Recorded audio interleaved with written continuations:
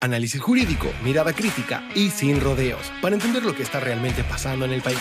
Esto es En qué está Chile, donde la verdad se examina y las ideas se enfrentan. Comenzando ahora, solo por Mises TV.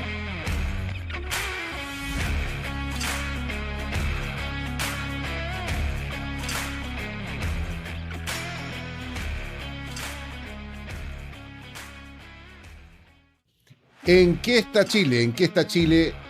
No es sino una iniciativa de Mises Conosur en un espacio para compartir, para departir, no necesariamente en la confrontación, sino también muchas veces en la reflexión. La reflexión no es sino una inflexión del alma, es intelectual, es aquella que nos permite en alguna ocasión mirar el camino que hemos recorrido, revisitar aquello que hemos sabido.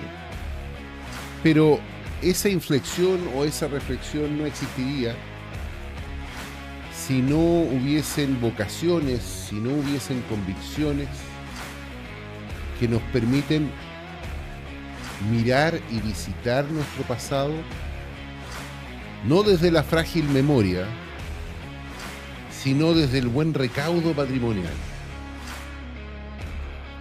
Y quienes se dedican a ese recaudo patrimonial no hacen sino mantener no la historia, sino la vivencia como un hecho actual que nos permite conectar emocionalmente con quienes somos. Si este programa se llama ¿En qué está Chile?, es porque existe un presente en que estamos, sin que ese presente existiese si no es por un pasado a buen resguardo. Por eso estar con Marcelo Villalba es un momento singular, es un momento en que nos sentimos honrados, porque es el director del Museo de la Guerra del Pacífico, que convoca vocaciones, historias y emociones. Así que, Marcelo, tenerte aquí es particularmente importante para nosotros, sobre todo en esta hora de Chile en que intentamos explicarnos muchas cosas que a veces no podemos comprender. Qué agrado saludarte, qué agrado tenerte. Gracias, Jaime. Gracias al canal que nos ha invitado a compartir un poquito de historia, conversar un poquito de lo que hicieron nuestros antepasados para que nosotros hoy día estemos sentados el día de hoy acá, conversando de ese legado que a veces lamentablemente la contingencia y las autoridades dejan en el olvido y no le dan el valor que merecen. Entonces yo agradezco esa invitación, es un gusto estar acá compartiendo contigo y, y enseñándoles también, compartiéndolo con nuestro público, con la gente que nos sigue, que nos apaña, que nos acompaña, porque el chileno en general, el buen chileno está deseoso, está hambriento de conocer su verdadera historia, no la historia oficial, porque lamentablemente mucha de nuestra historia al día de hoy está alterada por intereses, por conveniencias que han dejado este legado de nuestros veteranos, por ejemplo, de la Guerra del Pacífico, muy, muy mal parado. O sea, eh, yo converso constantemente con la gente que nos va a ver y nos dicen que nosotros le quitamos mal a los bolivianos. O nos dicen que Grau es un caballero. O que los chilenos fueron, esto fue hace muy poco, fueron enviados, curados, inconscientes y encadenados a enfrentar una guerra. O sea, y lo dicen en programas que tú dices, esta gente, ¿dónde estudió? O sea, ¿dónde está el rigor histórico? Así que qué rico es esta instancia poder conversar sobre historia verdadera, nuestra historia. Cuéntanos, tú diriges un museo de la Guerra del Pacífico que tiene un patronímico. ¿Quién es el patronímico del museo que tú diriges? Bueno, nuestro patronímico es Domingo Toro Herrera. ¿Quién fue Domingo de Toro Herrera? Qué buena pregunta, porque nos la hacen siempre. Domingo Toro Herrera es un servidor público, un personaje que amó entrañablemente este país, al grado que derramó su sangre en los campos de batalla. Él era un civil, descendiente directo de Mateo Toro Zambrano, descendiente de la Paula Jaraquemada, de los Carreras. Entonces es un hombre que cuando le tocó responder al compromiso que lleva su sangre para con la patria en peligro, que fue la Guerra del Pacífico, él asumió esto y primero va como un ciudadano más. Él es un fundador del Cuerpo Bombero de Santiago. Ya, muy bien. Entonces, con otros bomberos, acuerdan de la primera compañía de Cuerpo Bombero de Santiago crear una brigada cívica en el mes de marzo. A nosotros siempre nos han enseñado que el 21 de mayo es lo que hace la diferencia y motiva a que todo el pueblo vaya a apoyar la guerra. Fíjate que hay harta gente, entre ellas Domingo, que están visualizando que esto viene muy feo, que están informados, que han descubierto el tratado secreto que tanto negaba el Perú cuando se ofreció de árbitro, Sí, claro. y con el ministro Lavalle acá enojándose porque le decían a cada rato si existía o no el famoso tratado. Y él crea con estos ciudadanos y el pueblo del sector de la Chimba esta unidad de cívicos voluntarios, que en el mes de abril pasa a ser el Batallón Cívico Movilizado Chacabuco. Ok. Histórico el Sí, claro. Chacabuco.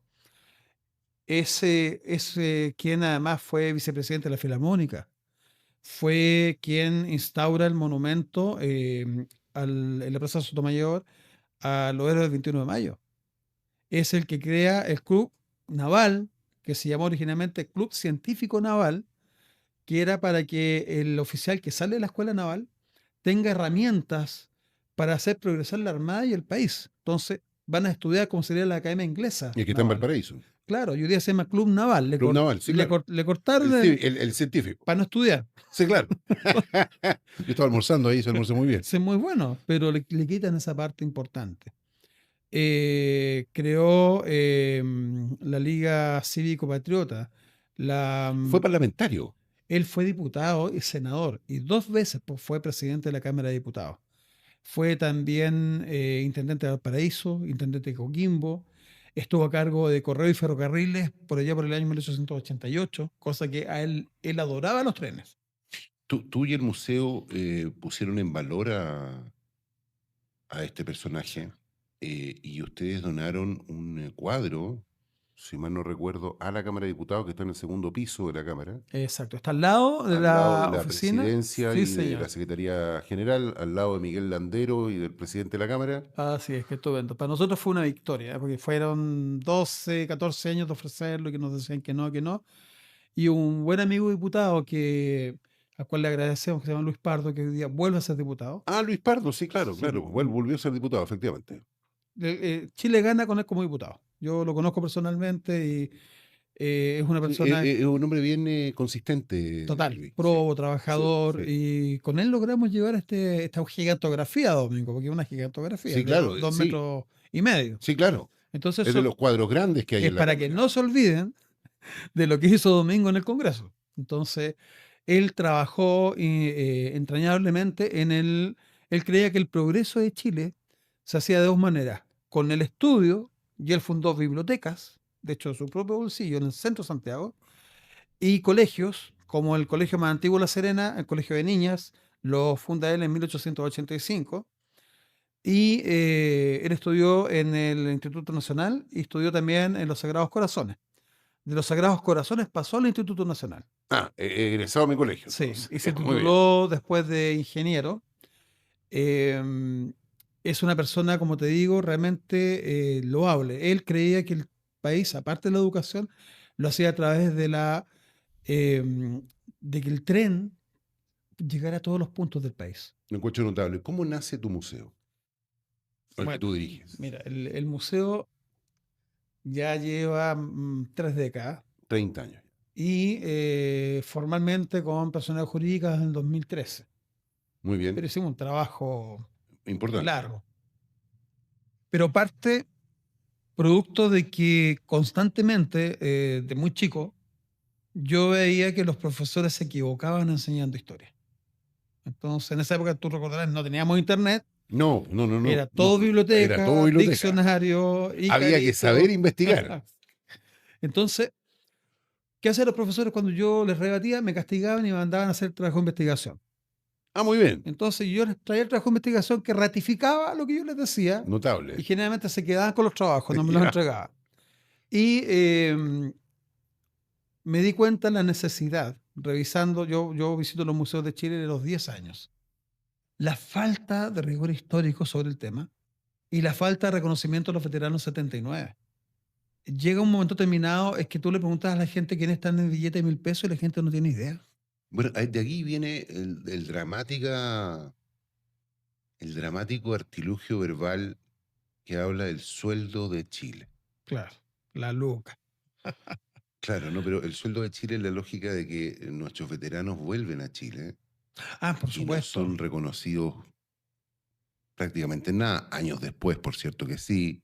Uno lee Veterano de Tres Guerras, por ejemplo, y se da cuenta de que hay años después un reconocimiento en la elipse del campo de Marte, actual Parque O'Higgins, antes Parque Cusiño. Y debiera volver a llamarse Parque Cauceño. Sí, efectivamente, porque Cusiño es el que lo donó. donó. Pero se verificó un abandono de nuestros veteranos de guerra cuando vuelven a Chile. Un abandono económico, un abandono social. Debe ser muy tremendo que un muchacho parta a los 20 años, tenga que aprender a matar en la guerra y vuelva a su país sin necesariamente alguna calificación de oficio y no tenga que hacer. Y entonces se van conformando una serie de organizaciones y sociedades de colaboración para con nuestros veteranos. Muchas de las cuales incluso construyeron mausoleos para que estos fueran... Cuéntanos un poco de esa dimensión. Mira, nosotros vamos rectificando harto de esta historia que se ha contado, se ha formado. Yo siempre comento que hay una historia oficial y hay una historia real, ¿ya?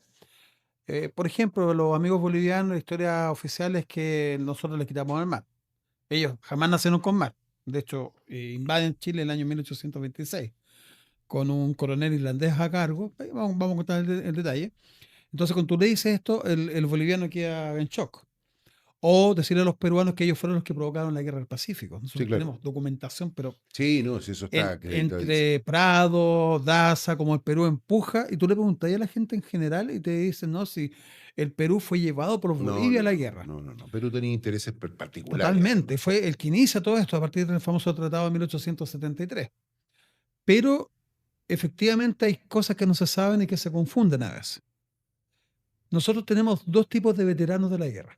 Muy bien. Uno que fue reconocido Muy bien. y los que quedaron en el abandono. Y te voy a hacer el mejor de los ejemplos. Tú y yo vamos a la guerra. Llegamos a Antofagasta juntos.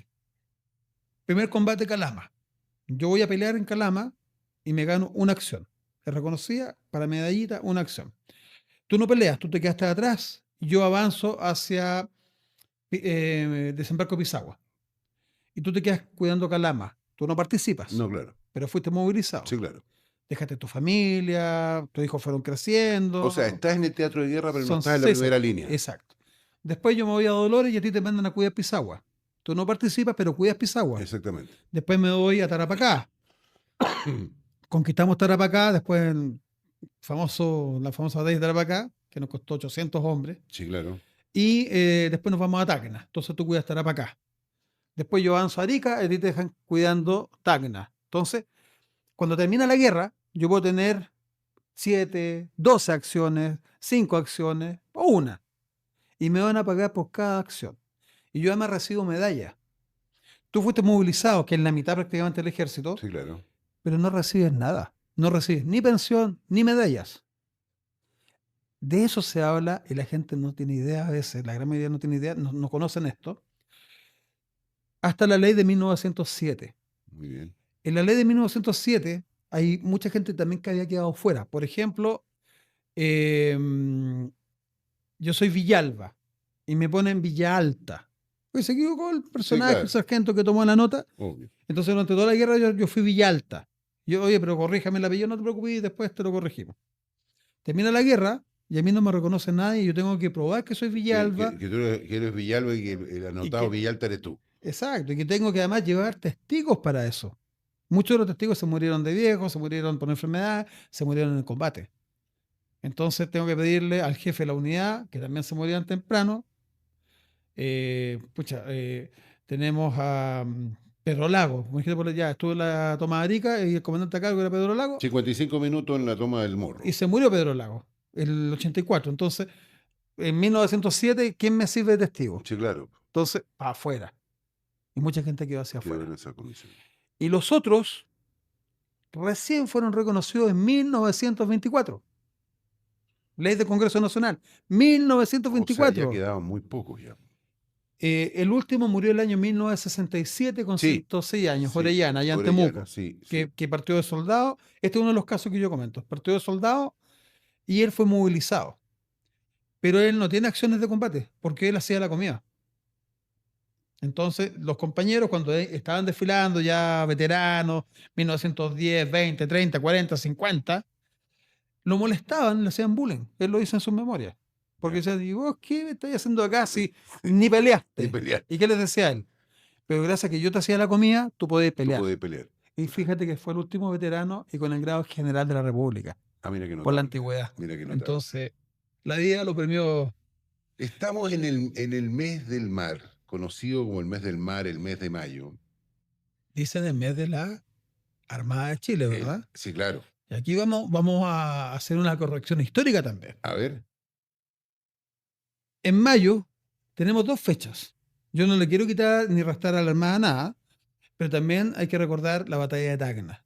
26 de mayo de 1880. Claro, efectivamente. Se des- O sea, tenemos Iquique y Punta Gruesa. Exacto. Siempre se habla Dos. de Iquique nomás. No, Dos. Iquique y Punta Gruesa. Y por eso nosotros hablamos de batalla naval de Iquique, no combate. La Ya, trascendencia. Ya, ok. Entonces vamos a ese concepto. ¿Qué distingue una batalla de un combate? Mira, yo cuando era chiquitito me enseñaron que combate era en el agua y batalla era en tierra. Y eso no tiene nada que ver. Ya. Es la trascendencia. Si yo me quedase con eso, ¿cómo celebramos entonces el combate de la Concepción? Que fue en tierra, Claro, y se le habla de combate. el combate de Los Ángeles, y podemos hablar del Sí, claro. combate de Calama. Bueno, es la trascendencia. Y vamos a tomar la Concepción. El combate de la Concepción, nosotros tenemos 82 compatriotas que murieron ahí, no 77, son 82. Son 77 militares, 3 mujeres Tres civiles mujeres, una embarazada. que dio a luz en el Claro. combate y un niñito de 5 años que era el hijo de músico. Muy Y todo bien. esto lo sabemos ¿por qué? Porque el médico que extrae los corazones de nuestros oficiales Sí. escribe en 1922 sus memorias Ah, y muy las bien. publica en Talca. Muy bien. Entonces, ¿quién mejor para Sí, claro, esa enseñarte la primera historia fuente. que el que estuvo ahí? Claro. Entonces, y él dice ver a las mujeres muertas. A nivel de ejército siempre se habla de los 77. De hecho, generalmente hablan de los 77 chacabucanos. Sí, claro. Y son 76 del Chacabuco, uno del regimiento Lautaro que se llama Pedro González. O sea, ya no son 77 del No, Chacabuco. no, claro. Y te dicen la cuarta compañía histórica. Resulta que yo me fui al diario oficial de la época buscando a cada uno de los que fallecieron ahí, porque una vez llegó una persona diciendo yo soy descendiente y mi pariente no estaba en la cuarta, estaba en la primera. Estaba en la primera.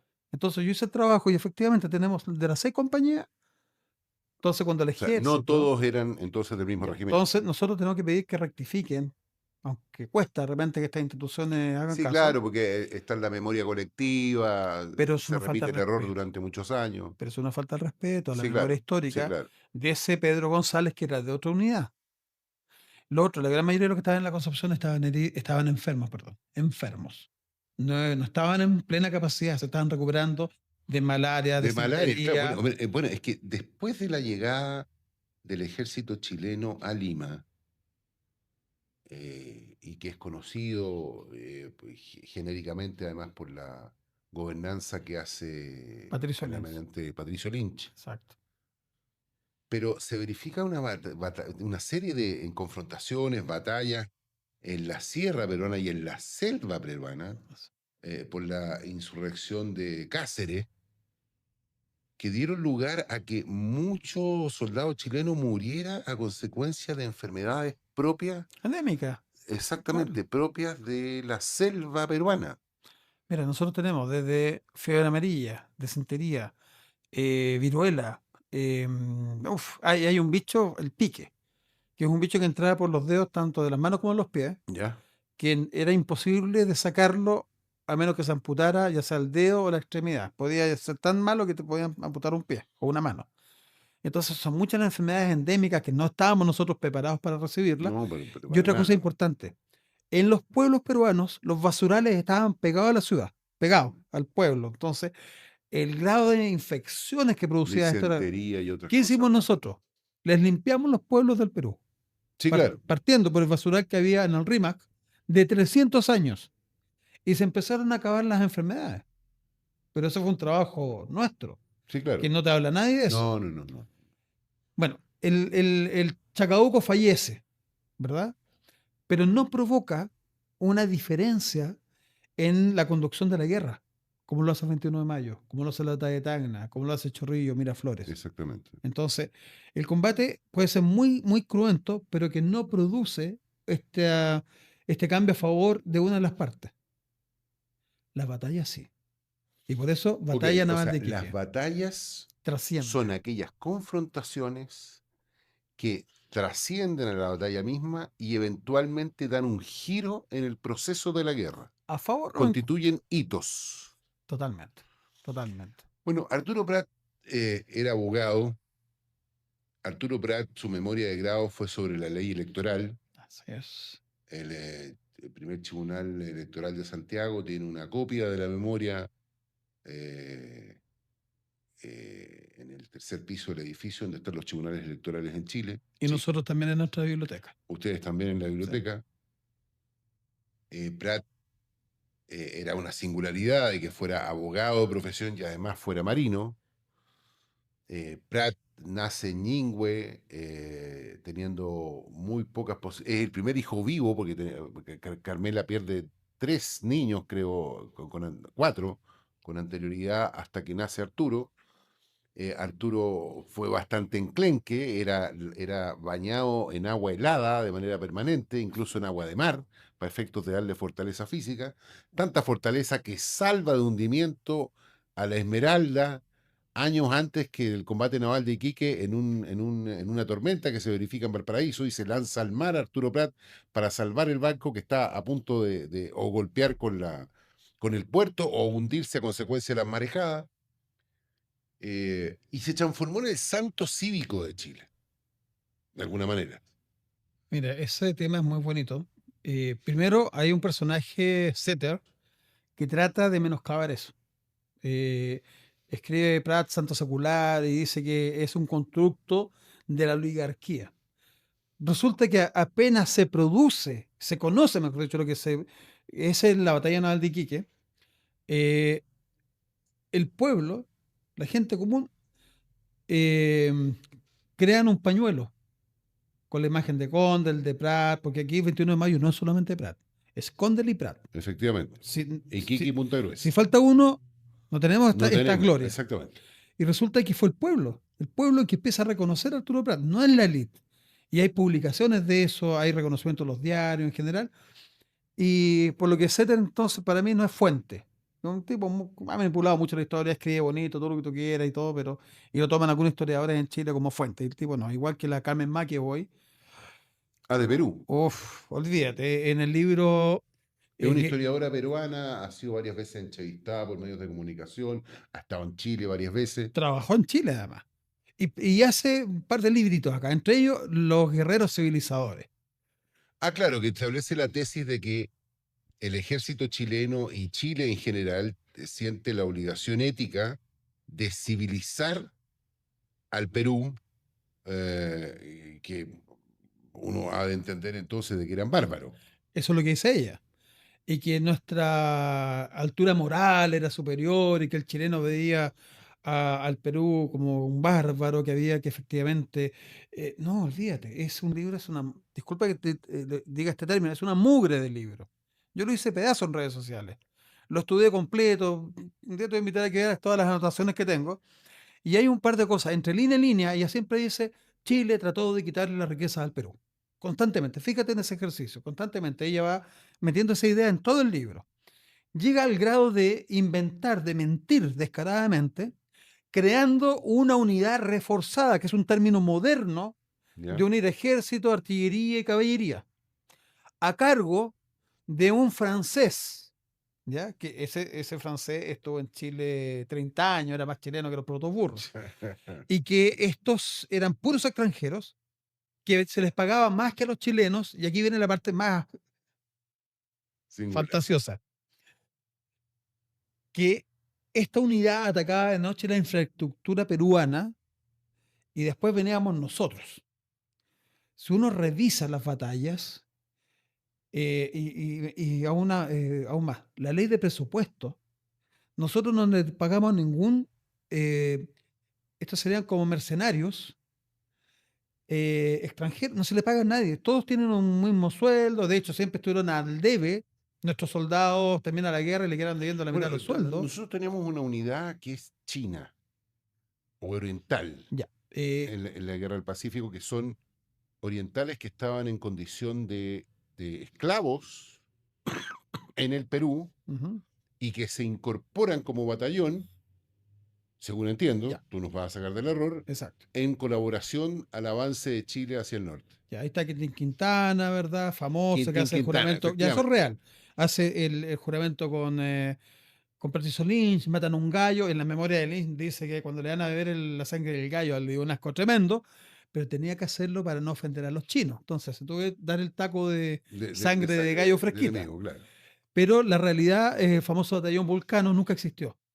¿Ya? Nosotros sí integramos a los chinos cerca de 2000 en el servicio sanitario y en bagajes. Pero los chinos no pelearon Ah, a no, favor y nuestro. además en cocinería, es decir, en alimentación a la tropa. Bagajes, ¿qué es lo que es?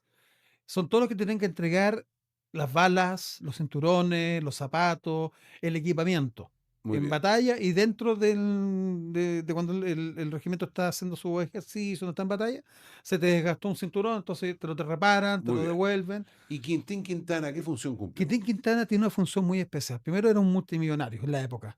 ¿Ya? El hombre logró salir de la esclavitud y forma lo que diríamos hoy día un Ripley, un Falabella, Ah, muy bien. con sucursales en otras ciudades aparte de Lima. Ah, muy bien. Y tiene una hacienda para esa época tener una No, hacienda, era tener mucho pero mayor fíjate volumen. lo que nosotros somos muy ingratos. Nosotros le debemos a Quintín Quintana una calle, una placita, le debemos un monumento como mínimo. Él realizó labores de inteligencia al lado de Domingo de Toro. Cuando Domingo sale herido en la Estamos batalla de hablando del Chorrillos, chino Quintín Quintana, Quintín Quintana, famoso. que le ponen, castellanizan su nombre y le Claro. inventan, digamos, el Quintín Quintana como nombre. Generalmente, igual que acá pasaba con los indígenas nuestros, se le da el apellido de la gente que era dueño. Claro, ¿No? O sea, claro. cuando lo van, hacen esta... sí, el chino le pasaba muy mal.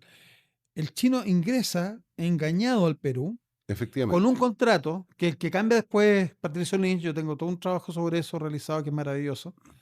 Y durante esos 5 años el chino no se podía arrancar porque lo podían matar, tenía que pagar ese viaje que lo trajeron de Cantón al Perú, tenía que pagar una fortuna inmensa. Y más encima, lo que no te cuentan es que los marcaban con un hierro igual que las vacas. Entonces, cuando se trataba de arrancar el chinito, que son muchos los casos, lo tomaban, ubicaban de dónde pertenecía, lo devolvían y generalmente lo castigaban con severas penas, incluyendo la muerte, para poner un ejemplo a los demás chinos para que no se arrancaran. Quintín Quintana logra salir de todo eso. Los chinos libertos logran integrarse a la sociedad peruana de una manera formidable que hace que los chinos les tengan celos a muerte. Cuando viene Chorrillo, viene Miraflores, los chinos eran masacrados por los negros de una manera espantosa. Por negros peruanos. Por los negros peruanos, acuérdate que tienen mucho africano todavía, Sí, mucho esclavo que viene Sí. por los mulatos, ambos, se hacen varias mezclas. Y, por ejemplo, en la hacienda de Montalbán, va Enrique Baeza a socorrer con el Victoria, unidad de San Bernardo, que Sí, nadie habla de ello, que también sí. es como los Cuando habla de la hacienda de Montalbán, estamos hablando de la en Perú, O'Higgins. claro. Y hay cerca de 3000 chinos que están siendo masacrados por los negros. Los chinos tenían Remington Rolling Block, que es un arma fantástica, Peabodys, que alcanzan 3 kilómetros de distancia, o sea, son armas fantásticas, no esto que nos dicen a nosotros que los peruanos disparaban con la carabina de Ambrosio. Están muy bien equipados, están muy bien armados los peruanos. Y esa es parte de los mitos, esto que uno va corrigiendo. De hecho, tenemos las armas en el museo. Claro. Y los chinos, ¿cómo se defendían? Como manejaban la pólvora, tenían conocimiento, hacían lanzadores con tubería. Entonces lograba mantener a los negros a y por qué raya. terminan incorporados entonces al ejército chileno? Porque el chino se vuelve una mano de obra. Primero les sacamos la condición de esclavo. Muy Se bien. cambia el contrato. De hecho, Patricio Lin cerró casas para siempre que trataban de doblar la esquina con los contratos y al final él establece que deben tener la misma condición laboral que cualquier otro ciudadano peruano.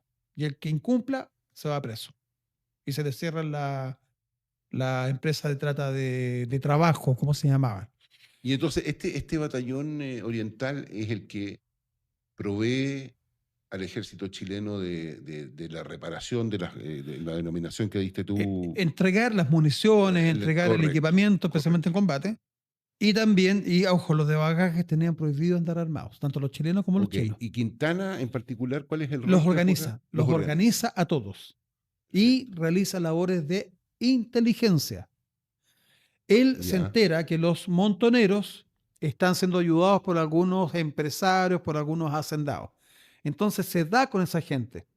Inclusive, Quintín Quintana es responsable del ahorcamiento de un par de hacendados que habían suministrado armamento, que habían suministrado alimentos a Cáceres y a otros, pues, no solamente es Cáceres, son varios los montoneros. Céspedes, por ejemplo, que era un cubano, que fue más inteligente que Cáceres. A Céspedes nunca le ganamos, nunca lo pudimos pillar y después se fue, una vez que perdió Perú, se fue a otro país a hacer sus cositas ya. revolucionarias. Y Quintín Quintana no podía quedarse en el Perú cuando nosotros nos devolvemos porque tenía orden de ser apresado y Sí, no, claro, asesinado. además había hecho muchos enemigos, eso es evidente. Entonces él se quedaba, lo mataba y tuvo que renunciar a todo. Ah, Él dejó dejó todo. todas sus propiedades, sus almacenes, su hacienda. Yo encontré las noticias en 1907, cuando el Estado peruano, queriendo que él vuelva, pone la hacienda en remate, a menos que su dueño la vaya a recuperar. O sea, él pisaba el Perú y no Era volvía. pisar el palito. Literalmente. Entonces, cuando él llega a Chile, fíjate lo triste, después de todo lo que hizo por nosotros y como era conocido, su primer trabajo fue de gañana en el puerto, en Valparaíso, cargador de la Vega, Cargador cargador de de. las ferias Claro, en claro, los puertos. O sea, claro. bueno, después un amigo lo reconoce y se lo trae a Santiago y lo ingresó a la Policía Municipal de Santiago. Ah, muy bien. Y era inspector. Y él crea el departamento criminalístico, lo que sería hoy día la PDI. Sí, claro. ¿Ya? Entonces, es un hombre que tiene mucho, como te digo, para que nosotros le agradezcamos. Como el Capitán Dinamita. ¿Quién fue el Capitán Dinamita? Un gran personaje. Nosotros en nuestro museo le tenemos un salón dedicado a Arturo Villarreal Contémosle a la gente Garenzón. quién es el Capitán Dinamita. Contémosle a la Arturo, gente. Arturo Villarreal Garenzón es un chilote, hijo de un personaje importante y de una irlandesa nacionalizada en Estados Unidos. Muy bien. Entonces este chiquillo nace además en una tormenta, lo que dice que es lo que le da un acento a su carácter. Era muy hiperkinético, de estatura más o menos baja, medio rubiecito, ojos claros. Hoy día nosotros somos amigos de los descendientes y hay uno que tú pones a Arturo, la foto de Ah, él, muy bien, y se parecen y muchísimo. son una gota de agua. Bueno, pasa con Freire eso, ¿ah? Sí, Hay también. un descendiente de Sí, Freire sí, que aparece en los medios que tú lo sí, ves sí, lo conozco también. y es Freire el presidente, Sí, son iguales. Son iguales. Eh, Y había un secretario de los juzgados de los antiguos juzgados del crimen de San Miguel, Ramón Freire, que tú lo veías y era idéntico a su tatarabuelo, idéntico. Tú veías a Ramón Freire, el Imagínate. presidente.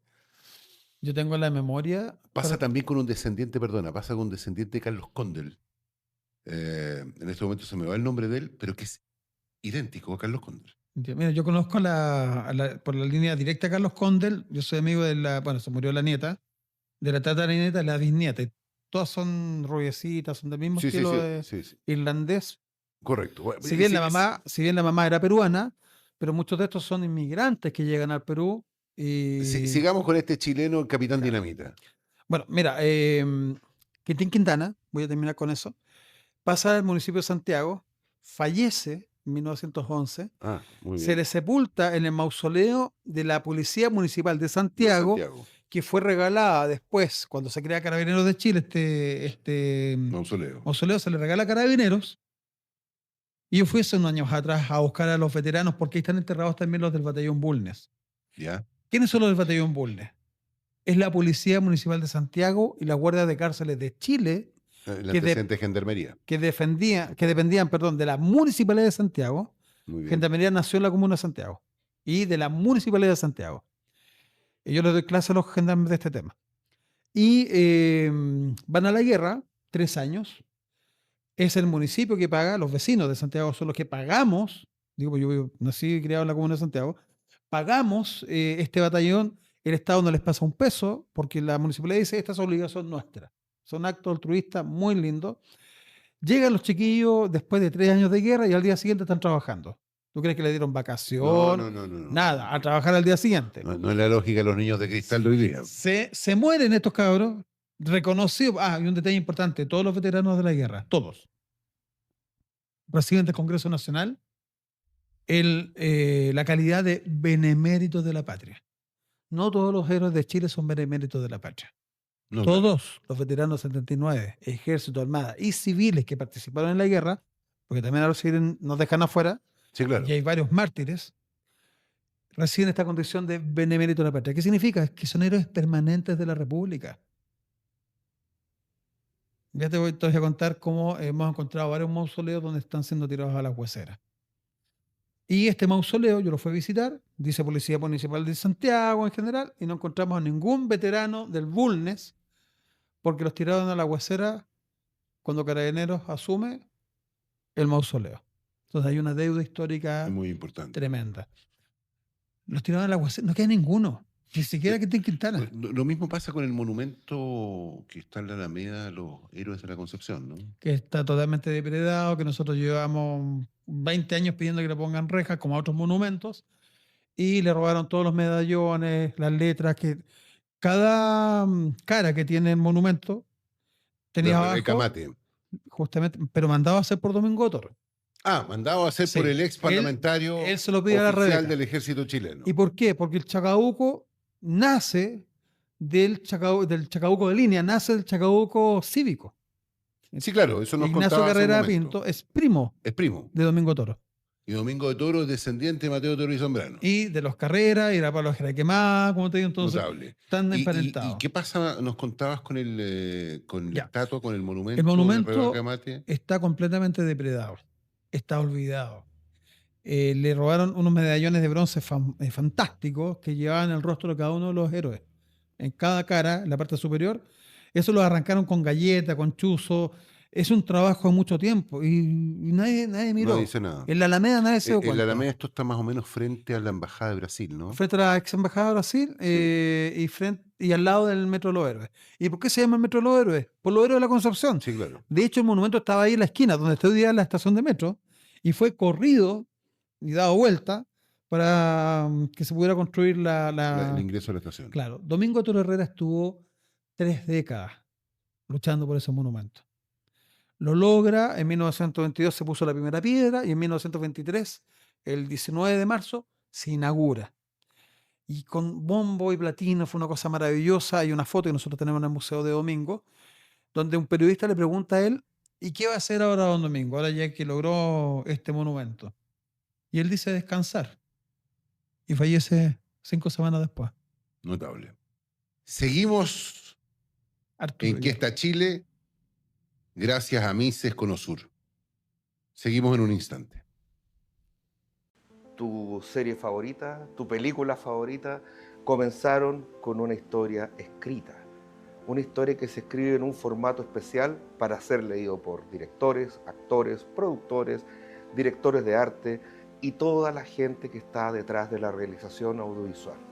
Ese formato es el formato estándar del guión y eso es lo que empezaremos a aprender a partir de este lunes. Te espero en nuestro taller de guión para que tu creatividad se muestre de manera audiovisual y que todos puedan verla. Nos vemos.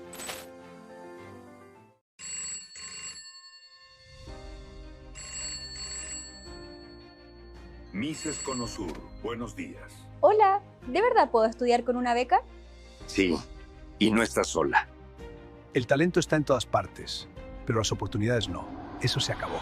Si tienes ganas de aprender, ya tienes lo más importante. Lo demás lo ponemos nosotros. Este instituto no vino a adaptarse al sistema, vino a abrir puertas donde antes había muros. Aquí nadie se queda afuera, nadie. El dinero deja de ser una barrera. Ingresa al programa de becas del Instituto Mises Conosur porque nuestro propósito es que cada persona adquiera mejores herramientas para su vida, forje su prosperidad y sepamos identificar dónde están las ideas que crean prosperidad. Cuéntanos quién eres y hasta dónde quieres llegar. Este marzo puede ser el comienzo de algo grande, un nuevo camino, una nueva etapa. Nosotros ponemos las herramientas, tú pones la decisión. Estudia a tu ritmo, a tu hora, sin dejar lo que más importa, porque formarte no es solo aprender, es tomar mejores decisiones, es cambiar tu historia y también el país en el que vives.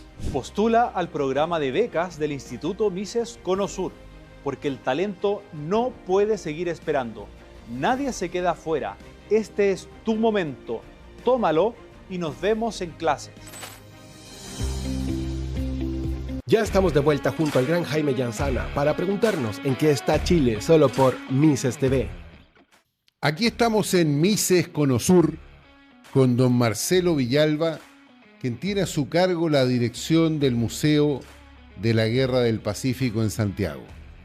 Y recorríamos algunos elementos que forman parte de la historia y nos habíamos detenido un instante en el Capitán Dinamita. ¿Quién fue el Capitán Dinamita o el General Dinamita? Mira, la gente de cariño le llama a este personaje general. Nunca tuvo el cargo, pero se lo merecía. Nosotros en nuestro museo le tenemos un salón dedicado a su memoria. Él es un personaje muy interesante que, te comentaba al principio, había nacido en Chiloé, su mamá irlandesa, vecindad en Estados Unidos, después vino a parar acá a Chile. Él es fundador del Cuerpo de Bomberos de Santiago, junto con Domingo, y es un trotamundos. Él aprende 7 idiomas, maneja 5 profesiones, entre ellas química, matemáticas. Estuvo en geografía. China, estuvo en Australia, Viajó, en creo Estados que Unidos. 15 veces el mundo, así sin exagerar. Y, Era un hombre bajito de él, nosotros de calculamos que apariencia. debe medir 1,68 m, no más que eso. Lo vemos por los descendientes que son amigos nuestros el día de hoy. Muy bien. Entonces, el bisnieto, tataranieto nos van a ver y son iguales. Pero es un hombre de gran... ¿Pierde un brazo o También. una pierna? No, él no perdió ni brazo ni pierna, Ya. a pesar que en el Museo Bauriza hay Sí. una pintura Sí, claro, por eso lo señalo. que se le atribuye a Juan Francisco González, pero lo que nosotros descubrimos, de hecho le tenemos que hacer llegar a ese museo, son los antecedentes, es que es un autorretrato del autor. Ah, muy bien. Es una crítica social que hace... Ah, claro, tenemos que decirle a la gente de que muchos de los veteranos vuelven cercenados y vuelven amputados, porque bueno, no existía en la ciencia médica los elementos que tenemos hoy día, sobre todo desde el punto de vista de las infecciones. Por lo tanto, se amputaban piernas y brazos con mucha facilidad y hay muchos que volvieron en esa condición.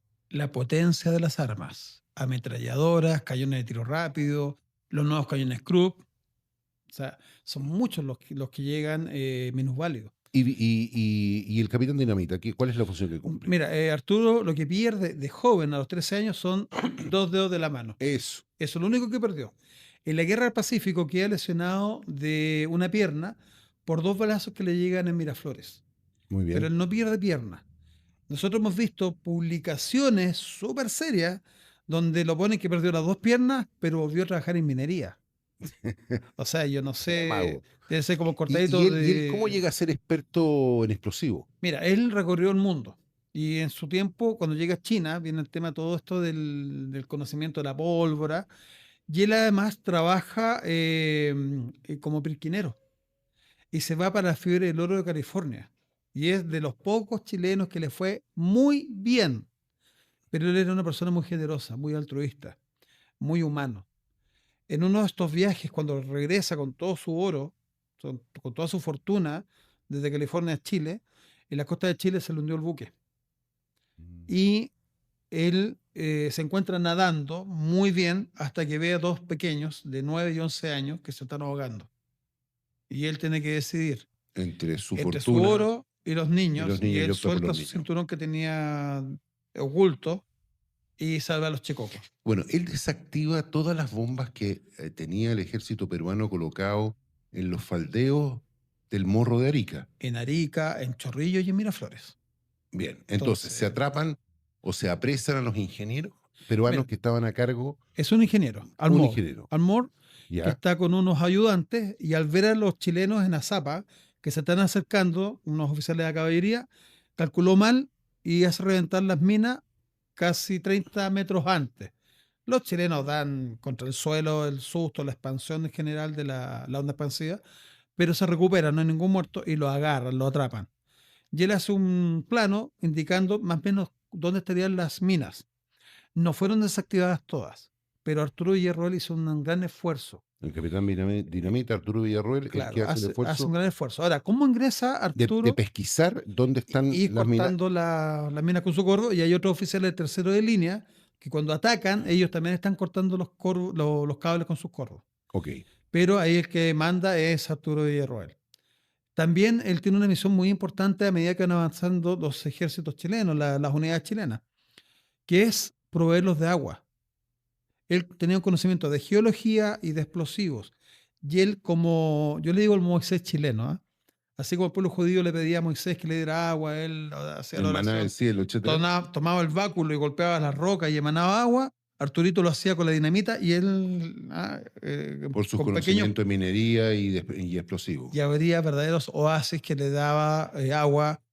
Por ejemplo, el más conocido fue para 7.000 soldados y 15.000 animales. Una piscina de 30 centímetros de alto por 7 de ancho. De no haber tenido los conocimientos, eso lo hubiera tapado y se nos muere el ejército. Sí, claro, absolutamente. Entonces, la labor de él fue tremenda. No fue bien considerado al principio y él prácticamente tiene que ofrecer sus servicios gratuitos a zapadores para que lo dejen ir. Le han dicho que no, porque le faltaban los dos deditos, era más o menos bajito. Pensaron que iba a ser una molestia. Y él dice, mira, a mí no me pague. Yo me cubro todos mis gastos, uniforme, alimentos, lo que sea, y lléveme. Entonces le dijeron, ya, venga. Tuvo el grado de capitán asimilado. Quiere decir, un capitán honorífico, ni siquiera un grado legal. O sea, claro, no era de línea. Exacto, No. ni cívico ni nada. El asimilado es honorífico. Y la labor que le hace al país es tremenda. Por tanto, él debiese tener también una escultura en la Alameda, debiese tener una calle que lo recuerde por todo lo que hizo. La gente fue muy agradecida. Pero además él fue héroe como bombero. Él llega al incendio de la iglesia de la Compañía. Nada menos. Salva a cientos de personas. 1863. Efectivamente, que la historia dice que mueren 2.000. Por mi experiencia de bombero, por todo lo que yo he estudiado, investigado esa iglesia, yo creo que es el doble de víctimas. No vamos a narrar el estado de muchos cuerpos, pero... No, estaban calcinados, algunos parte calcinada, parte... Y bueno, y se hace una fosa común al ingreso del actual cementerio general. Se dejan de contar. Muy, muy interesante eso. ¿Y cómo murió Arturo Prat entonces? Esto es bien interesante, Jaime, porque lo que se dice oficialmente, y está en la página de la Armada, y lo que se enseña es que recibe un balazo en la cabeza. ¿Ya? Nosotros hicimos un trabajo científico forense, balístico en Estados Unidos, para demostrar que eso es mentira, que está completamente errado la historia oficial sobre la muerte de Arturo Prat.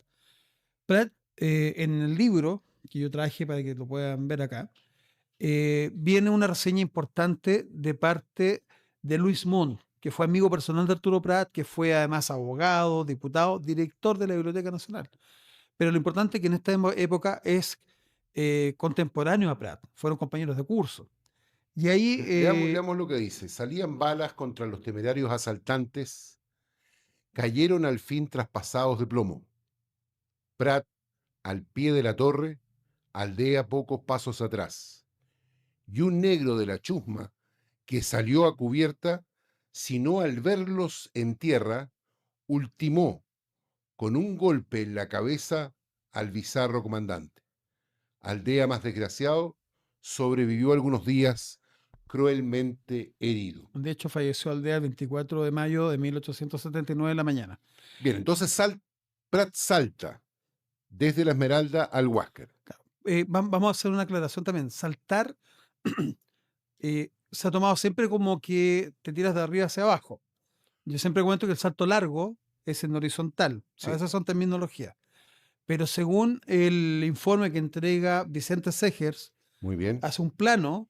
Él estuvo ahí, fue guardia marina. Prat le da el mensaje a su querida Carmela, que si yo me muero... A través en de este- Segers, sí. Claro, dígale, mi querida Carmela, que mis últimos pensamientos son para ella y mis hijos.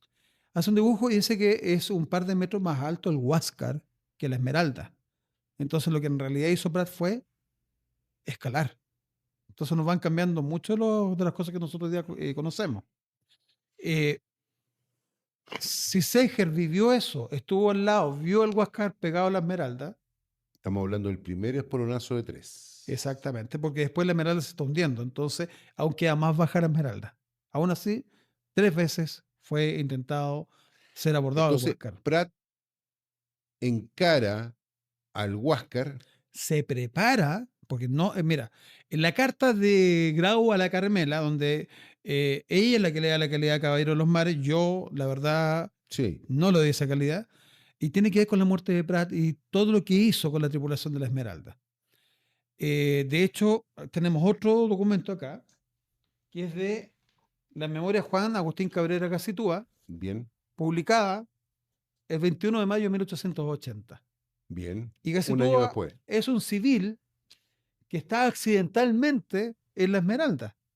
Él fue como comisionado a reparar el cable telegráfico que había cortado el Huáscar en Antofagasta.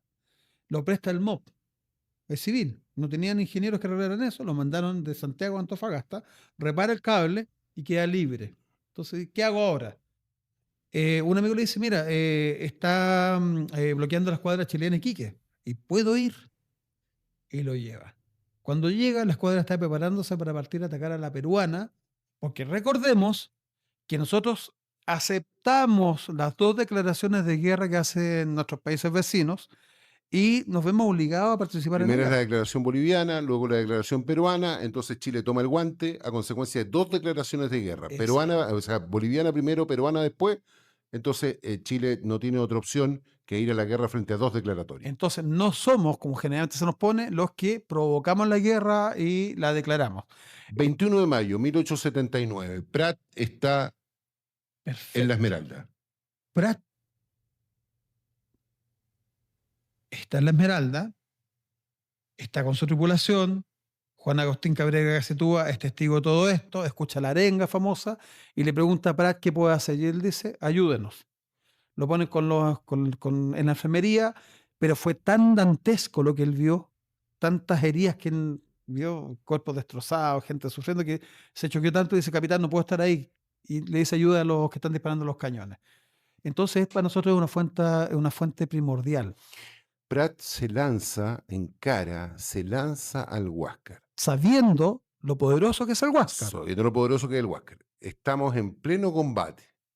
El combate, conforme la pólvora que se usa, el tipo de cañones que tenemos, determina que está lleno de humo la cubierta de la Esmeralda y no se ve absolutamente nada.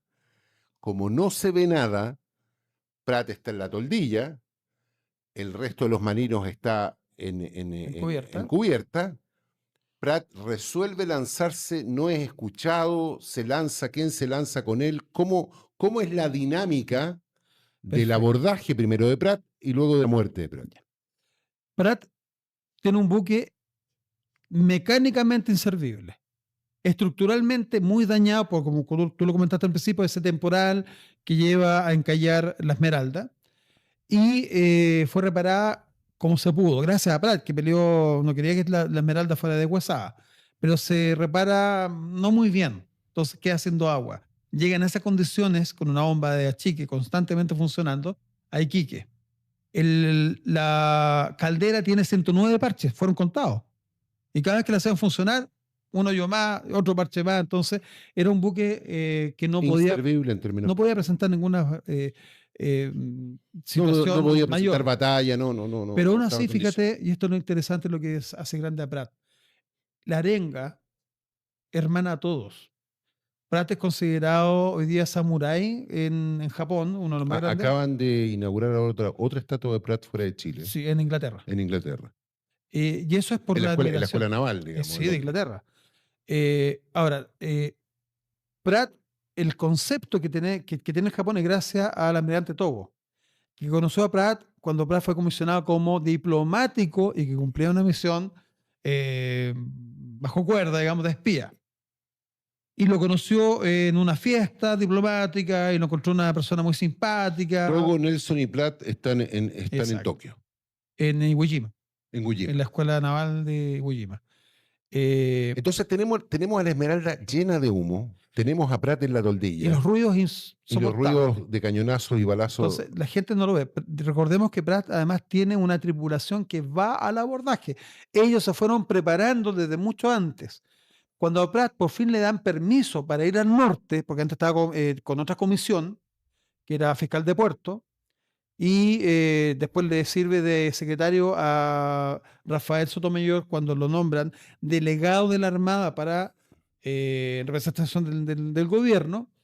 Pratt es trasladado ese mismo 5 de abril, está siendo, como te digo, de secretario de Sotomayor, y él baja, entrega la declaración de guerra e informa a las demás delegaciones diplomáticas que están en Iquique que entramos en guerra. ¿A quién está representando? ¿A la Armada o al gobierno? No, al gobierno. Entonces, eso mata el mito de que la Armada le tenía mal y todas estas cosas que hemos ido escuchando. Sí, no. Está representando al gobierno de Chile. Una figura señera al interior de la Armada luego, en ese momento. Luego Pratt habla con Sotomayor y le pide permiso para que lo deje regresar a Valparaíso para poder embarcarse en la comisión de lo que él es un oficial de guerra, condecorado, inclusive por haber capturado la Covadonga en la guerra contra España. Y lo hace al abordaje. Entonces, el abordaje está en la conciencia de Pratt. Cuando le dan permiso al final, él va con la Covadonga a Iquique, la navega, y en el libro Crónicas de Guerra de Arturo Litt, que es cuando él tenía 13 años, Arturo, fue contratado por Arturo Pratt, él comenta que los 8 días que duró el trayecto hicieron constantes ejercicios de abordaje, en la mañana y en la tarde. Entonces, o sea, el cuerpo de marinos y Pratt habían hecho prácticas absolutas de abordaje en la lógica en que llegaran barcos de mayor condición a la que estaba, a lo menos la Esmeralda, porque la Covadonga estaba en perfectas condiciones. Hasta ese momento sí. Estamos en la toldilla el 21 de mayo, está lleno de sangre la cubierta, humo, gritos. Está lleno de humo, está lleno de cañonazos, no se ve nada, Pratt está en la toldilla. Y le están disparando desde tierra. Y el Huáscar. Exactamente. Está siendo cruzado, digamos, por balazo en ese minuto. Pratt grita al abordaje, no es escuchado, está un marino con él. ¿Cuál es la dinámica que se verifica? Cuando el Huáscar decide exponer a la Esmeralda, al ver que no se rinden, al ver y que no hay minas. Es importante, porque el día anterior ellos estuvieron haciendo ejercicios con unos barriles, y ahí está el ingeniero de nuevo, Juan Agustín Cabrera Gacetúa, que se queda sin materiales. Pero la gente de Iquique pensó que la Esmeralda estaba protegida por estos barriles que hacían de minas, ¿ya? Que son estos barriles herméticos con explosivos.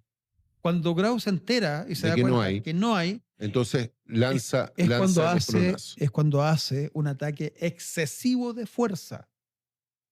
Lo que la gente, llevamos 3 horas de batalla, ¿no? Lo que las personas no saben, partió esto a las 7 de la mañana. Sí, claro. Lo que las personas no saben generalmente es que aquí está la Convención de Ginebra metida.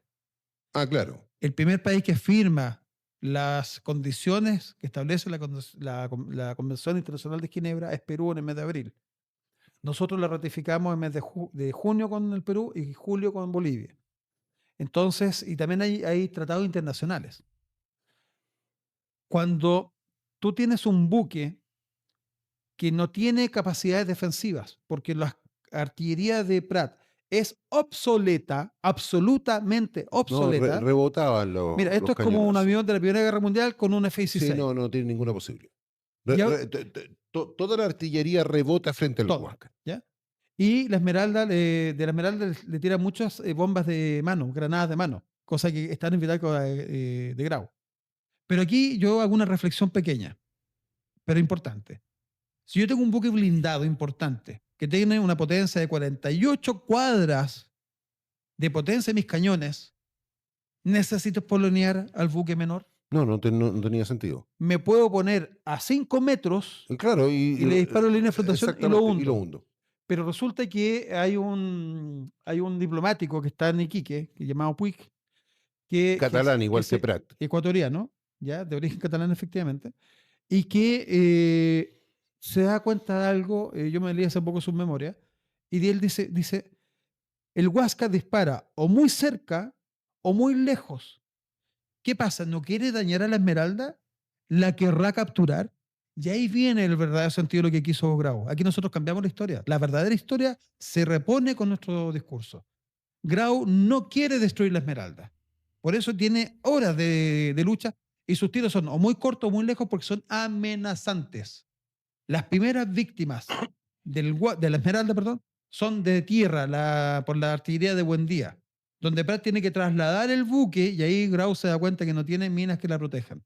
Pero no se acerca porque están las minas, se acerca porque no la quiere destruir. Él está tomando buques chilenos y se los está llevando como presas de guerra.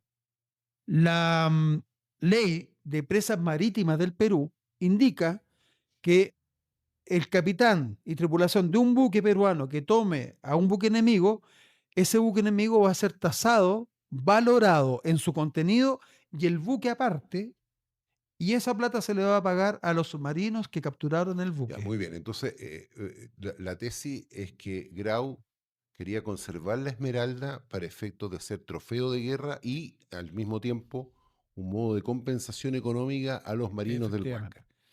Y entonces por eso dura tanto rato la batalla, pero en definitiva, cuando Grau se da cuenta de que no hay minas rodeando la Esmeralda, por lo tanto la Esmeralda está, en términos prácticos, desarmada, ¿por qué opta por la fuerza excesiva con el espolón?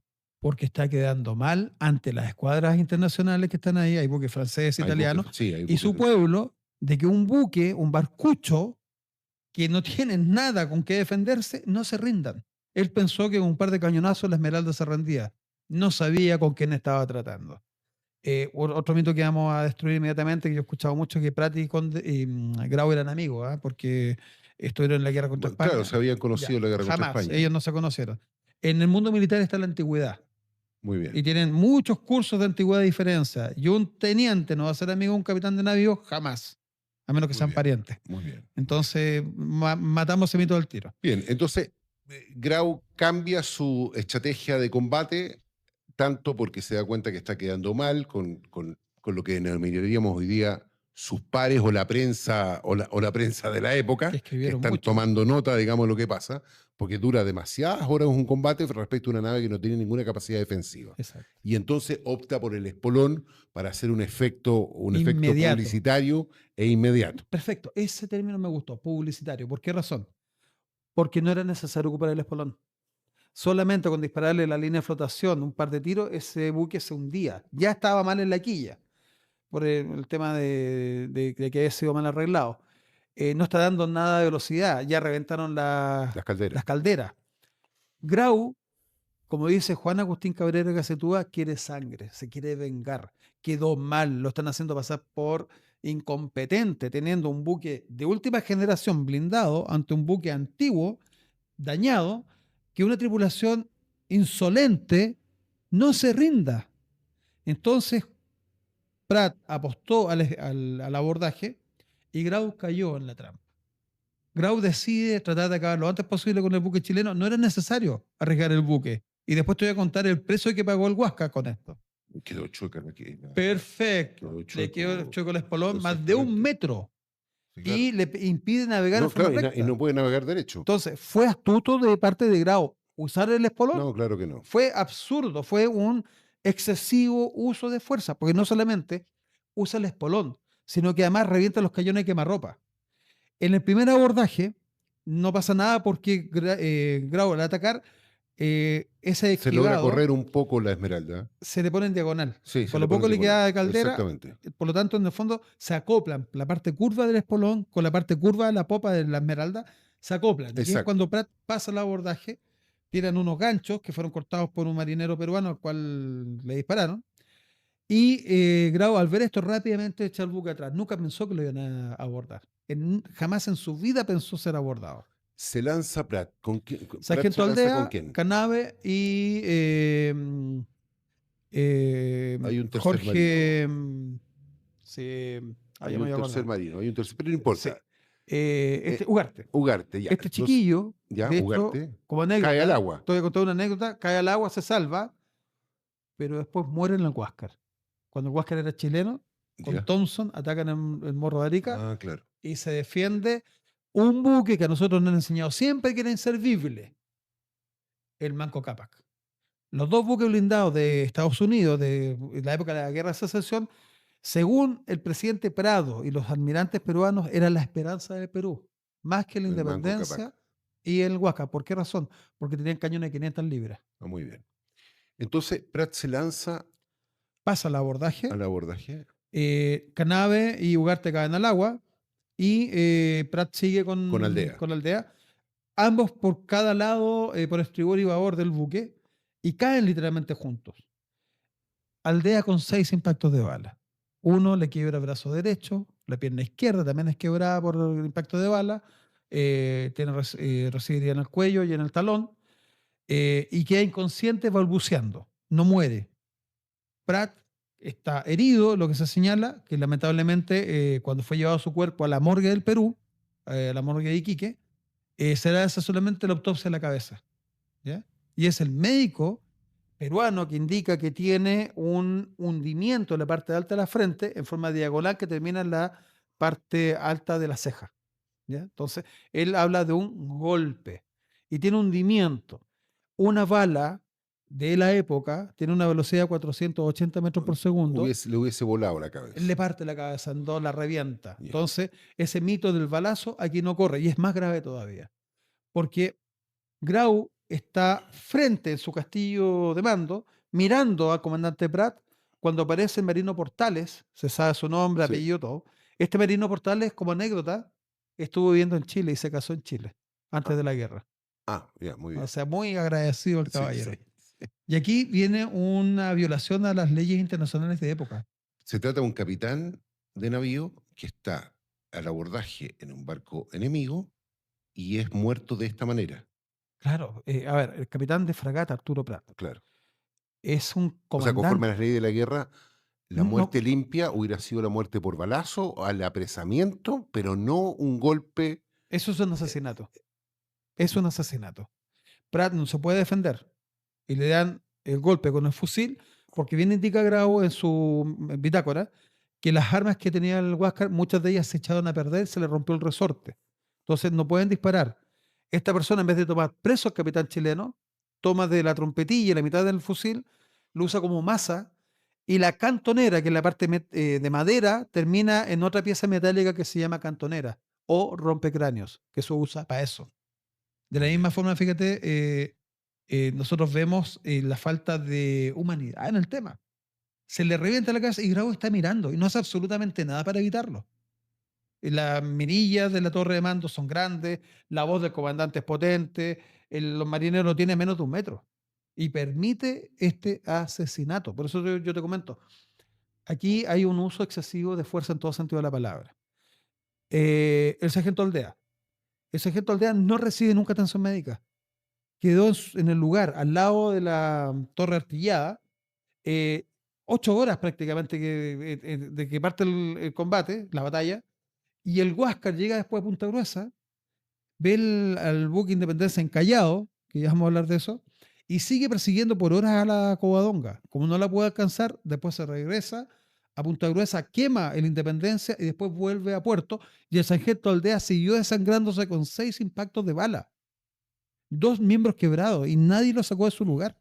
Ya no hay peligro de combate mientras está persiguiendo la Covadonga. Ignacio Serrano cae herido y esto está en el testimonio de esta gente. Esto yo no estoy inventando nada. Está en el testimonio de los que sobrevivieron, de los que vieron esta masacre. Es trasladado del castillo de proa. Serrano, que intenta quemar el Huáscar. Eso al final, cuando lo trasladan. Claro. Pero ¿cómo lo trasladaron? El Huáscar tiene piso de madera con unos remaches grandes, metálicos, para sujetar el piso. Y lo han arrastrado de los pies 60 metros. A Serrano. A Serrano. De los pies. ¿Tú crees que lo tomaron de los No, brazos? no. De los pies. Imagínate esos remaches esos tornillos, Sí, cómo le claro. habrán dejado la cabeza, la Sí, espalda. claro. Entonces, no se condice esta calidad de caballero de los mares con lo que él le hace a la tripulación. Lo llevan a un camarote al lado de la rueda de gobierno y es donde Ignacio intenta dar vuelta una lámpara, logran apagar el incendio y misteriosamente el chileno muere. Y aquí viene otra parte que yo destaco, cuando los médicos chilenos, por las convenciones internacionales, no solo la de Ginebra, o sea, le piden permiso a Grau de poder ir a atender al herido chileno, que era un derecho, Grau grita fuerte a ese no y obliga a los médicos chilenos a atender a Velarde, que es el único muerto en el Huáscar peruano, el teniente Velarde, por una herida de fusil en el estómago. O sea, te obligan a atender al enemigo y no a tu propio compañero, a tu compatriota. Hubo 3 espolonazos. Efectivamente. Siempre se habla de Hubo 2. 3 abordajes. Exactamente. Tenemos el primer abordaje de Prat, Aldea, y después estos Hurtado, otros 2 marinos. Hurtado. Exactamente, El tercero- uno de los que caen al mar. Exacto. Y ojo, un detalle. El tercer abordaje lo hacen soldados. El sargento Aldea es soldado. Esa otra anécdota interesante que nosotros tratamos de poner en valor. El 21 de mayo no solamente es de la Armada de Chile. Es una acción conjunta. Quienes manejan los cañones, quienes manejan el abordaje y desembarco, son soldados que están en comisión, que los separan de su unidad de tierra, cuyo jefe es un coronel, la Armada no tiene coroneles, y entonces nosotros le hemos quitado un valor importante al por qué ganamos la guerra. La ganamos por unidad nacional. El Morro de Arica también es conjunto, porque mientras los soldados, el Lautaro está corriendo por la playa, el tercero y el cuarto están subiendo arriba del morro, es la Armada la que protege el ascenso de los soldados y a los lautarinos que están por la playa. Y son los que atacan además al puerto. Es una acción conjunta. Y siempre se ha dicho que Arica es del ejército y el 21 de mayo es de la Armada. Ya, entonces No todos los es cañones así. de la Esmeralda son Obsoletos. obsoletos, pero están siendo operados por Artilleros de por marina. artilleros de Exacto. artilleros de ejército o artilleros de marina. Se llama artillero de marina. Pero son ejército. Son de ejército. Otro detalle. El navales, cuerpos navales y artillería naval también son de ejército. Muy bien.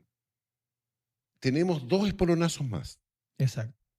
¿Qué pasa en los otros 2 espolonazos? En cada espolonazo, el Huáscar revienta los cañones de quemarropa. En el segundo espolonazo, ¿Qué significa reventar los cañones? disparar a quemarropa. Ok. muy Cañones de 300 libras, más, bien. las, Claro, no, es, más- es una masacre. más las 12 ametralladoras No, y es la una fusilería. masacre absoluta. Yo La lo que consulta, Jaime, ¿era necesario? pienso- no, absolutamente no. Entonces, ¿por qué hoy día recordamos a este señor como caballero de los mares? ¿Te das cuenta? Entiendo. Entonces, el segundo espolonazo. ¿Qué pasa en el segundo espolonazo? Es cuando Ignacio Serrano intenta pasar con cerca de 20 soldados, pero el Huáscar Grau se preparó y puso las ametralladoras encubiertas en dirección al castillo de Proa. Apenas se asomaron los chilenos, los barrieron del mapa. Entonces, Alcanzan a saltar. casi pasan, pero caen todos muertos, caen al agua y queda Ignacio Serrano gravemente herido. Y En la cubierta del en Huáscar. la cubierta de Huáscar en el castillo de Proa, donde fue arrastrado por los pies. Por los pies. Y después tenemos el tercer El tercer espolonazo, espolonazo. que lo hace Hurtado, pero ya las ametralladoras del Huáscar, la Esmeralda ya está bastante Abajo. sumergida y no logran el cometido. Entonces, pero ahí te habla del espíritu. Pero se verificó. Está verificado, los 3 espolonazos. Sí, pero en el tercer espolonazo, ¿se verifica el que salta al chileno al Huáscar? No alcanzaron, trataron, alcanzan. pero lo barrieron con las ametralladoras. Ok. Y de hecho ya, como te digo, el Huáscar o sea, está más inaccesible, puesto que la Esmeralda está hundiéndose. Y tratan, en la parte media, pasar al abordaje. Pero las ametralladoras no los dejan.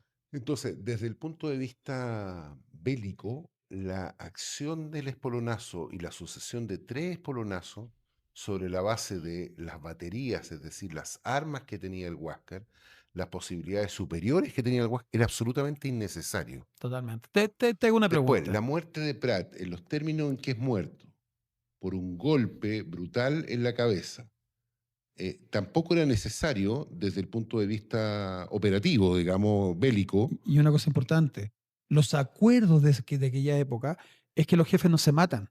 Si los jefes faltan, ¿quién maneja la tropa? ¿Quién controla a la tropa? Entonces los comandantes no se matan entre sí. Puede, como Nelson, que recibe un balazo en el ojo, en forma accidental, puede ser. ¿Es cierto que Portales es sancionado por Grau respecto de De este hecho, fue sacado del buque. Nosotros tenemos bitácora del Grau. la Ya. copia regalada por el nieto del contador del Huáscar, Muy bien. donde aparece el personaje trasladado a los 3 días. Desaparece la historia. Lo sacan para que no le pregunten. Ok. Y Grau en su bitácora, que es muy extraño, no pone ninguna indicación de cómo muere el capitán chileno. No, ninguna. Cero. Solamente que murió en el abordaje. Nada más. Pero sí lo está viendo cómo lo mataron. Bueno, porque no quería que se supiera que se había Exactamente. violado una Que no tiene nada que ver eso. una norma de guerra en torno a que che, capitanes no se matan. Exactamente. Y por último, mira, aunque no hubiera existido esa norma, si la persona está herida, tú la tomas presa. Tú no la aniquilas, tú no permites que tu gente la masacre, porque un golpe en la cabeza no tiene justificación alguna. También cuando niega la ayuda médica. Y hay una cosa que... Aldea. Sí, y hay una cosa a Aldea y a Ignacio Serrano, le Y a negó a los Serrano, dos. claro. Y otra cosa importante, el Huáscar dice, Grau, que no pudo ir en socorro de los náufragos 40 minutos porque los botes que tenía el Huáscar estaban todos acribillados por las balas de la Esmeralda, que tenía, según él, ametralladoras. No, la Esmeralda no La tenía, Esmeralda, ni la Covadonga, ni ningún No. buque de madera tenían ametralladoras. Las únicas ametralladoras registradas las tiene el Blanco y el Cochrane, que fueron regalos de Edwards y de Varela, que era un empresario minero, porque eran muy caras. Y Chile no tenía las posibilidades de comprar en ese momento. Entonces ellos se las trajeron. Y aquí viene lo más triste de esto. El náufrago, que tiene un balazo en el brazo, en el pecho, en la pierna, trauma en la cabeza, necesita ser atendido inmediatamente. Y Grau dejó que se ahogaran. Pero rescata a algunos marinos. Un momento. 40 minutos después. Después de que salió en persecución. Manda a los botes. No, se quedó parado ¿Ya? mientras la Esmeralda se hundió. Y la Esmeralda se hundió muy rápido. Sí. Una vez que se hunde, esperó 40 minutos sin pedir ayuda, por ejemplo, el puerto que lo tenía cerca, y tú haces, se llama telégrafo bandera. Tú avisas con las banderas, tú hablas con las banderas y hubieras pedido botes para socorrer. Botes de tierra que fueran a socorrer a los Cuando el capitán de náufragos. puerto se acerca al Huáscar para avisarle que la Esmeralda no tiene protección de minas, ese bote tiene una capacidad, según lo que se estima, de unas 20 personas. ¿Por qué no mandó ese bote? ¿Tú has estado alguna vez en el Huáscar? Sí. ¿Cómo accediste al Huáscar? A través de una balsa, A través ¿verdad? de una balsa, sí. Y al lado del Huáscar hay una escalerita. Exactamente. ¿Y por qué no sacó el buque y con esa escalera salvaron a la gente? ¿Por qué dejaron que se ahogaran? Yo te tengo la respuesta. ¿Cuál fue? Si yo tomo a los heridos, yo, Grau, tomo a los heridos, mi buque se transforma en un buque hospital y tengo la obligación de dejar de luchar. De inmediato. Entonces me tengo que sacar al puerto y dejé de luchar. Pero eres el comandante y él quiere saber qué pasó con la Independencia y qué pasó con la Covadonga. Entonces él no quiere dejar de luchar. A vista y en conocimiento de que él es el comandante que pudo haber salvado a esa gente, los dejó ahogar. ¿Tú sabes que no se rescató ningún herido? La gente que él manda a buscar después en los botes reparados, 40 minutos después, Sí. están todos sanos. No hay un herido. O sea, los heridos fallecen, se ahogan. Exactamente. Entonces, eso es un crimen de guerra. Aquí y en cualquier parte. Peor aún, en los testimonios de Luis Uribe y de otros tripulantes, cuando Néstor Riquelme dispara el famoso último cañonazo, que todos hemos crecido escuchando esa historia, Sí, sí, sí. lo que no te han contado es que él cayó al agua y estando vivo, flotando, permitieron que de la tripulación del Huáscar le dispararan y lo acribillaron, lo masacraron. Eso está en los testimonios de los sobrevivientes de la Esmeralda. ¿Por qué eso no se enseña? Porque te van a decir que Grau O sea, es un canalla criminal de la guerra. Luis Uribe es muerto. Es Néstor Riquelme. Es Néstor Riquelme. Ok, claro. El que dispara el último Sí, sí, cañonazo sí, el último. estaba vivo y los peruanos al verlo en el agua lo masacraron, le dispararon. ¿No es un crimen de guerra disparar a un náufrago? Sí, claro, por cierto que sí. Aquí y 200 años en el sí, pasado. Sí, eso ha sido siempre. Y nosotros tenemos a Grau como el caballero de los mares. Bueno, esta distorsión histórica que se verifica en muchos episodios de la historia chilena y que van haciéndose, por cierto, mitos en términos prácticos, claro, deforman los hechos reales, permiten que cuestiones tan luctuosas como las que tú me señalas no se conozcan, pero el tenerte aquí permite relevar estas cuestiones que son desconocidas en la historia oficial y permiten dar una nueva mirada que enriquece estos episodios históricos que nos permiten en este mes del mar gozar de la unidad nacional, de ciertos elementos que nos reconocen como hijos todos de esta misma tierra. Jaime, ¿te puedo contar antes que terminemos este programa otra cosa que hay que corregir? Sí. Cortito. Sí. Grau le manda los objetos personales a la Carmela, la esposa viuda, ¿verdad?, de Arturo Prat. Eso no es cierto, del todo. Es Benigno Posada el que, después de ver que dejan el cuerpo de Prat, de Ignacio Serrano y Aldea herido, sin atención médica, en el puerto, y ven cómo los patean, los escupen los peruanos, que eso tampoco te lo comentan. No, sí, y Grau está mirando desde la cubierta. Sí. Él no hace nada para evitar eso. Le roban los zapatos a Arturo Prat, le tratan de robar las presillas, Sí. los botones. Este español con su colectividad intentan meterse y pedir dignidad, pedir que sean generosos por último en la muerte, y los agarran a combo. Ellos tienen que salir arrancando por sus vidas. Es Benigno Posada el que le pide a Grau 3 veces que le pase los objetos para mandárselos ellos, la Sociedad Benéfica Española, a las viudas de Prat. Grau se lo mandó a una amiga, si no me equivoco, es la cuñada que él tiene, está casada, su cuñada es chilena, y en medio del viaje él rectifica y le dice, mándaselo a la Carmela. Eso también está documentado. No es un tema que a mí se me ocurrió. Entonces, él tiene conciencia que actuó mal y está limpiando imagen. Eso llevó a que él escribiera la famosa carta a la Carmela. Y aquí yo te voy a hacer una pregunta. Dime. Él le pone, su marido muere víctima de su temerario rojo. De su temerario rojo. Y nosotros hemos aplaudido 147 años esa frase. ¿Qué significa temerario? Valiente. Al extremo. Eso nos enseñaron a nosotros. Sí. Yo tengo un diccionario de 1880. Estás invitadísimo a conocer nuestro museo. Sí, sí. Y te voy a pasar el diccionario de 1880. Y temerario es imprudente. Imprudente. Entonces Grau dice, su marido murió por imprudente. Y llevó a su tripulación a la muerte por imprudente. Eso la Armada de Chile tiene que corregirlo. Sí. ¿Qué hace la Carmela? La Carmela es la que le da la categoría de héroe a Grau, al asesino de su marido y de 148 tripulantes de la Esmeralda.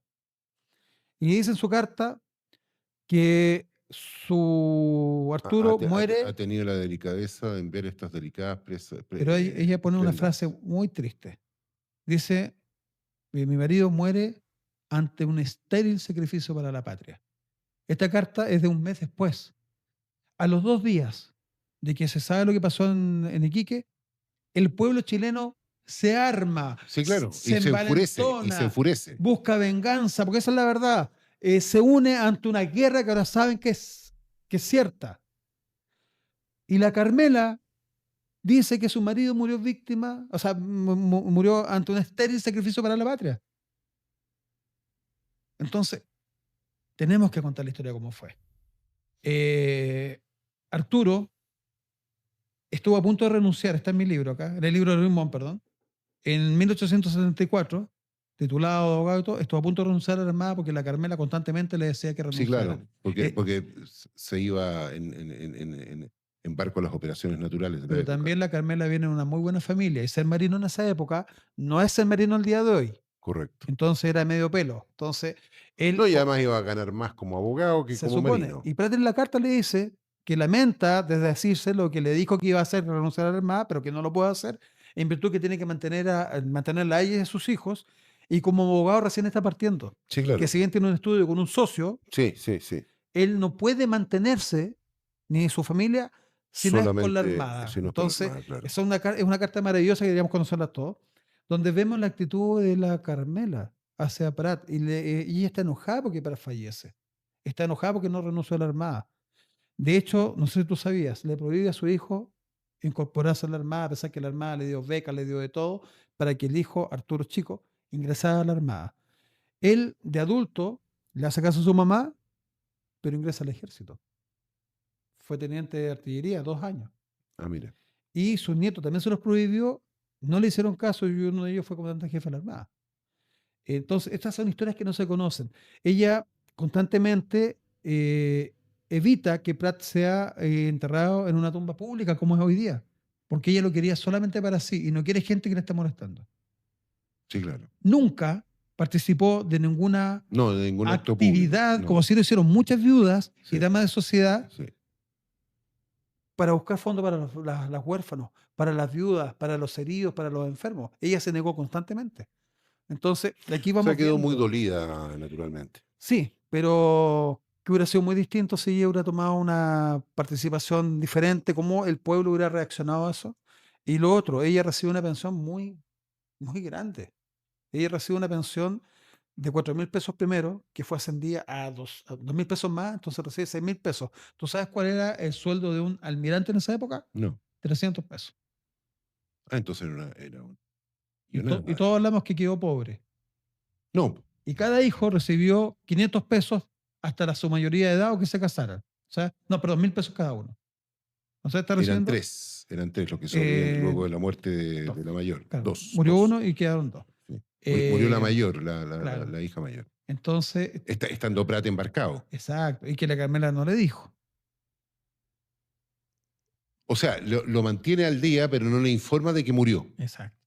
Y otra cosa también, la Carmela quema todas sus cartas. Todas las cartas que ella le escribió a Prat las quemó. Las que pudo quemar. Hay 2 que sobrevivieron. Yeah. Esta carta que te hablo yo acá, y la respuesta que le da la Carmela a 2 páginas de Prat en tiempo de la guerra, pidiéndole que le contara qué pasaba con la familia, con sus hijos, con ella, que él no sabía, que estaba lejos, ¿verdad?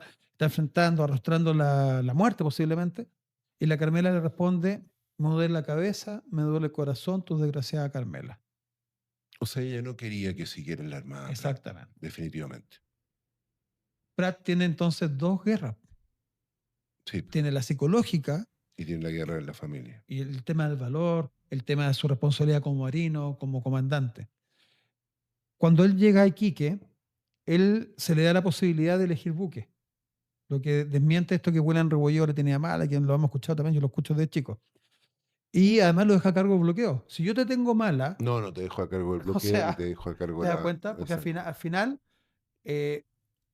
las 2 victorias que tuvimos en Iquique, son 2 victorias, vienen en resultado de quién es el Iquique y comandante. Punta Gruesa, claro. El olvidado Carlos Condel. El olvidado Carlos Condel. ¿Cómo Carlos Condel? Yo he escuchado a algunos peruanos por ahí, uno que hoy día lo están metiendo preso por actos sediciosos, que estuvo en Chema TV, que Carlos Condel es un miserable, un cobarde que se arrancaba, que ametralló a la independencia en forma sanguinaria. Resulta que Huáscar atacó a la Esmeralda y le mató a 148 tripulantes ametrallándolo por todos lados y nadie habla mal de Grau. Carlos Condel no tiene ametralladoras, todos lo sabemos. No, pues estaba en una goleta, además. La Covadonga pesa 400 toneladas y el Independencia pesa 2004. El Independencia tiene un cañón de 250 libras en la proa, en la popa uno de 150 y a mitad tiene 2 cañones de 150 libras más cañones de 70 libras y ametralladoras y 302 tripulantes. La Covadonga es un barcucho, es una caja goletita, de fósforo. pues es una goleta. ¿Y qué es lo que es lo glorioso de Carlos Condel? Que no lo podemos dejar de nombrar. Él tiene conocimiento de las costas peruanas gracias al CHOA, gracias a Francisco Hidalgo Ormaz, que copia información peruana y la publica y le pasa a cada comandante chileno un librito que se llama Derrotero en las costas del Perú. Adivina en qué museo está ese trabajo. En el nuestro. Original y con anotaciones del autor para la segunda edición. ¿Qué es lo que te dice este documento? Usted está entre Iquique y Punta Gruesa, no navegue pegado a la costa porque hay rocas sumergidas y usted va a encallar y se va a hundir. ¿Qué es lo que hizo Carlos Condel? Se dirige intencionalmente. Intencionalmente. Él está dando 4 nudos. Mira, en este librito, en esta memoria de...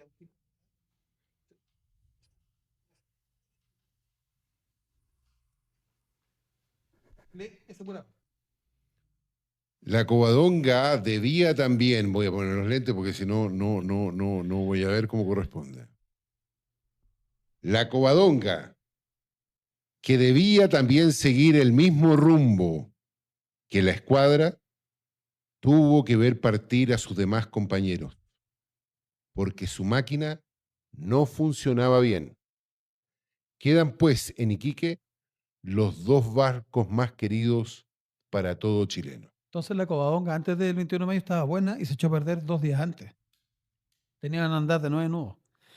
Para terminar y no aburrir a los auditores, televidentes, Sí, televidente. el Condell sabe que hay roca sumergida y dirige su buque intencionalmente porque no pensaba sobrevivir. Su tripulación tampoco. Son tan valientes como la Esmeralda. El buque peruano Independencia lo sigue con la imprudencia y yo diría impericia, por no decir una palabra más fuerte, de su De Moore. comandante. Juan Guillermo Moore conoce, es su mar, es su terreno. Es su barco, claro. Y lleva un buque de gran calado a aguas que se sabe que hay roca sumergida. La Covadonga, en términos de la entrevista que le hicieron a Carlos Condell, logra dar con la roca, la golpea, dice Condell, y nos elevamos y nos resbalamos como un delfín hasta caer al otro lado. Cuando nos damos vuelta, escuchamos un gran ensordecedor, estruendo. que es que la Independencia estaba completamente encallada y nosotros gritamos Viva Chile tirando nuestros gorros al aire. Así ganó la Covadonga, pero estaban dispuestos a morir. Y Carlos Condell hoy día, ¿por qué no nos acordamos de él? Porque en buen término chileno sobrevivió. ¿En qué está Chile? En este mes del mar hemos tenido el agrado, el gusto de estar con Marcelo Villalba para recordar, para recrear el acto heroico que une a los chilenos en Iquique y en Punta Gruesa. Hasta una próxima edición en ¿Qué está Chile? Este programa que nos acerca a ustedes. Muchas gracias. Nos vemos.